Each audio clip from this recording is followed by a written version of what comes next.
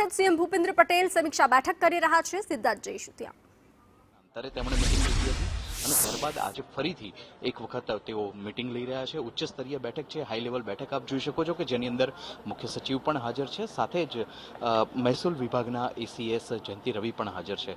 તમામ જે NDRF, SDRF તેમજ કોસ્ટગાર્ડના અધિકારીઓ પણ આ બેઠકની અંદર હાજર છે। અમદાવાદની સ્થિતિ સતત કથળતી જઈ રહી છે તે સેન્ટર પોઈન્ટ આખી એ બેઠકની અંદર રહેલો છે। આ ઉપરાંત દક્ષિણ ગુજરાતની જે પરિસ્થિતિ છે તેમાં પણ લોકોને પારાવાર હાલાકીનો સામનો કરવો પડી રહ્યો છે। આ ઉપરાંત અન્ય જે વિસ્તારો છે જેમ કે ઉત્તર ગુજરાત માટે પણ એલર્ટ જાહેર કરવામાં આવ્યું છે, સાથે જ મધ્ય ગુજરાતના પણ વિસ્તારોમાં એલર્ટ જ્યારે જાહેર કરવામાં આવ્યું છે, તો તેવા સંજોગોમાં મુખ્યમંત્રીની આ અધ્યક્ષતામાં યોજાનારી આ બેઠક છે તે બેઠકમાં અનેક નવા સૂચનો અને માર્ગદર્શન મળી શકે એમ છે। અધિકારીઓને અનેક નવી સૂચનાઓ જાહેર થઈ શકે તે પ્રકારની સંભાવના રહેલી છે।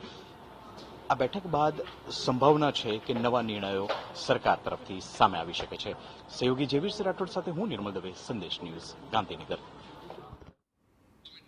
તો અત્યારે જે અમદાવાદની સ્થિતિ જોવા મળી રહી છે, પૂરા રાજ્યની જે સ્થિતિ જોવા મળી રહી છે તેને લઈ અને મુખ્યમંત્રીની આ સમીક્ષા બેઠક, અધિકારીઓ સાથે આ સમીક્ષા બેઠકનું આયોજન કરવામાં આવ્યું છે, જેમાં અમદાવાદ સેન્ટર પોઈન્ટ રહેશે, કારણ કે અમદાવાદની સ્થિતિ સતત કથળતી જોવા મળી રહી છે। સ્ટેટ ઇમરજન્સી અને બેઠકમાં ચીફ સેક્રેટરી મહેસૂલ એસીએસ પણ હાજર। તો ભારે વરસાદના પગલે જે સ્થિતિ જોવા મળી છે અમદાવાદની, પૂરા રાજ્યની, ખાસ કરીને દક્ષિણ ગુજરાતમાં પણ ભારે અત્યારે સ્થિતિ અત્યંત ખરાબ જોવા મળી રહી છે, તેને લઈ અને સીએમ ભૂપેન્દ્ર પટેલની આ સમીક્ષા બેઠક, જેમાં અનેક અધિકારીઓ ઉપસ્થિત છે અને આ બેઠકમાં સમીક્ષા કરવામાં આવશે, ચર્ચા કરવામાં આવશે અમદાવાદની કથળતી સ્થિતિને લઈને। તો અત્યારે હાલ જે ભારે વરસાદ અને અધિકારીઓ સાથે આ સમીક્ષા બેઠક ચાલી રહી છે, આ સમીક્ષા બેઠકમાં સ્ટેટ ઇમરજન્સી ઓપરેશન સેન્ટર ખાતે આ બેઠક ચાલી રહી છે અને આ બેઠકમાં અત્યારે ચર્ચા કરવામાં આવશે। બેઠકમાં ચીફ સેક્રેટરી મહેસૂલ એસીએસ પણ હાજર। તો ભારે વરસાદના પગલે